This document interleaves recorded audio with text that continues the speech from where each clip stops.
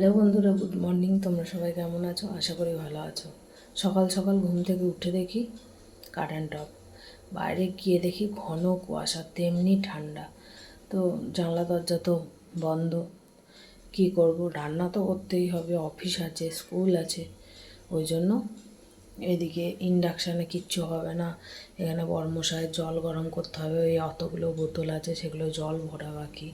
তাই এখন এই যে চা চাপিয়েছি, একদিকে চাপিয়ে দিয়েছি খিচুড়ি, তাড়াতাড়ি হয়ে যাবে। আর এখানে জল গরম, ইন্ডাকশান যেহেতু নেই, প্রেসারে যে কিছু সিটি মারবো বা কিছু, সেটাও হবে না। তো সেই জন্য আজকে গ্যাসই ভরসা। চলো তাড়াতাড়ি ঝটপট করে নিই, আবার পরে দেখা হচ্ছে। কারেন্ট চলে এসেছে। কারেন্ট আসার সঙ্গে সঙ্গেই আমি আগে জলটা ভরে নিয়েছি, কারণ জল না থাকলে খুব অসুবিধা।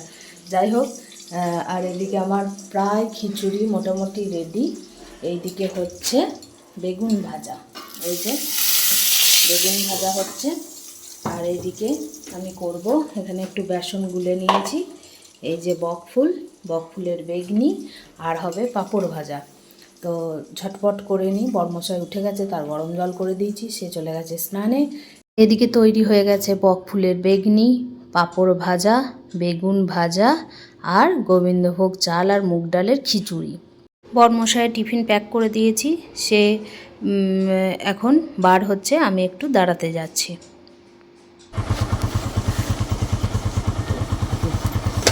আস্তে আস্তে যাও।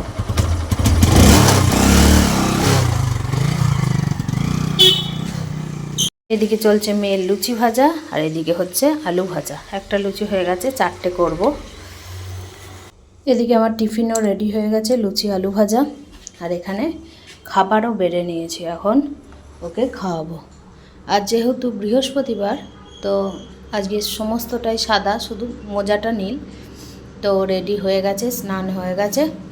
এদিকে মেয়েকে পাঠিয়ে দিয়ে আমি এখন ইন্ডাকশানে বসাচ্ছি গরম জল। এদিকে ছেলে উঠে গেছে, তাকে মুখ ধুয়ে দিয়েছি। তার সাথেই গল্প করতে করতে আমি এখন জলটা গরম করে নেব, চা খাবো, তারপরে যাব স্নানে। দু চোখ সবুজ কাছে থাকলে ঢাকা, মনটা যায় কি তাতে সবুজ রাখা, মিছি মিছি চোখ গেল বলে পাপিয়া, সত্যি সে চোখ গেলে মরে যেত, পাষাণ হৃদয় তাই আজ গলেনি, সত্যি হৃদয় হলে ভুলে যেত। তুমি কি খাচ্ছ বলে দাও তো? তুমি কি খাচ্ছ? বিস্কুট। আর কি খাচ্ছ? চা। আর তোমার বাবা কোথায় গেছে? অফিস। আর দিদি ভাই কোথায় গেছে? স্কুল। আর তুমি স্কুল যাবে না? কেন? পড়াশোনা করবে না? তুমি কি করবে? ঘরেই থাকবে। আর কি করবে? দুষ্টুমি করবে? ভালো ছেলে হয়ে থাকবে? খেলা করবে? কাদের সাথে খেলা করবে? হ্যাঁ, দাদু কোথায়? বাড়ি চলে গেছে তো। একবার বৃষ্টি বৃষ্টি গানটা করে দাও তো।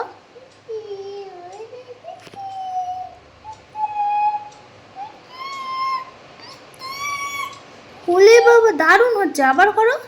বৃষ্টি বৃষ্টি বৃষ্টি, ও বাবা, clap clap clap clap clap. কাপড় ধুতে দিয়ে দিয়েছি, ওয়াশিং মেশিন চলছে। আর এদিকে আমার চান ধান কমপ্লিট, ঠাকুরকে ধূপও দিয়ে দিয়েছি, আজকে যেহেতু বৃহস্পতিবার। তারপরে আমি এখন খিচুড়ি আর বেগুন ভাজা নিয়ে বসেছি, আগে খেয়ে নেব। ছেলে প্রায় 4টে বিস্কুট খেয়েছে, তো আর একটু চা খেয়েছে, ওই জন্য একটু ওয়েট করছি, আমি খেয়ে নিয়ে ওকে খাওয়াবো। তারপরে কাঁচা আমার কমপ্লিট, এখন এগুলোকে আমি বার করে নিয়ে ছাদে চলে যাব। আর এই মহাশয়ের কথা বলি, ওয়াকারটা উনি তো খুব রোগা পাতলা ছিলেন, এই পায়ে লাগবে। তো যতদিন মানে হাঁটতে শিখে গেছে যেই, তারপরে আর ওটাকে হাত দিত না। ওই চুপ, হাত দিত না, ওটা ছিল বাংকারে তোলা। হঠাৎ এখন বড় হয়ে বুড়ো হয়ে এখন আবার ওর গাড়িটাকে দিয়েছে ভেঙে, নষ্ট করে একদম পুরো ছাড়িয়ে দিয়েছে। দেখো ওর স্টাইলটা শুধু দেখো ঘোড়ার।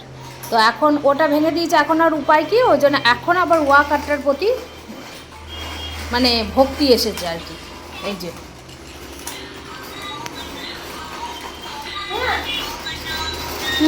পড়লে না মাথাটা ফেটে যাবে। এই দেখো, এই দেখো, পড়েছে পড়েছে, বোকা পড়েছে। ওর আজকে ব্যাপক রোদ উঠেছে, হাঁপিয়ে গেছি পুরো। অনেকদিন আসিনি, জামা কাপড়গুলো মিলে দিই। আর এই যে এলে আর যেতে ইচ্ছা করে না, হাওয়াও আছে তার জন্য না। চলো মিলে দিই আগে। তো মিলে দিয়ে চলে এসেছি। আর এদিকে ছিল মেয়েটার স্কুল ড্রেসগুলো ভেজানো, স্কুল ড্রেসগুলো হাতেই কেচে দিই, মানে জামাগুলো, হোয়াইট শার্টগুলো, এই একটা শার্ট, ওই একটা শার্ট, আর ছেলের মোজাগুলো। কারণ ছেলের মোজাগুলো যে হারে নোংরা হয়, একটু সাবান দিয়ে না রগড়ালে ঠিক পরিষ্কার হয় না। এখন চাপিয়েছি একটুখানি গরম জল, এই দুটোতে গরম জল ভরে রাখবো। এখন জল গরম হতে হতে আমি ঝটপট ওয়াশিং মেশিনটা ঢাকা দিয়ে নিলাম, কারণ ঢাকা না দেওয়া থাকলে প্রচণ্ড পরিমাণ ধুলো হয়। তারপরে আমি ঘরটা মুছে নিচ্ছি, কারণ ঝাঁট দেওয়া হয়ে গেছিলো। তো এখন ঘরটা একবারে পরিষ্কার করে মুছে নেব।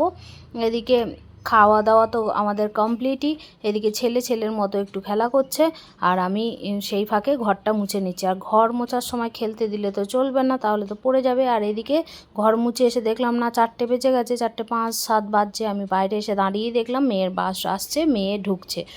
তো ভালোই হলো, মেয়েকে খেতে দিয়ে দিলাম। তারপরে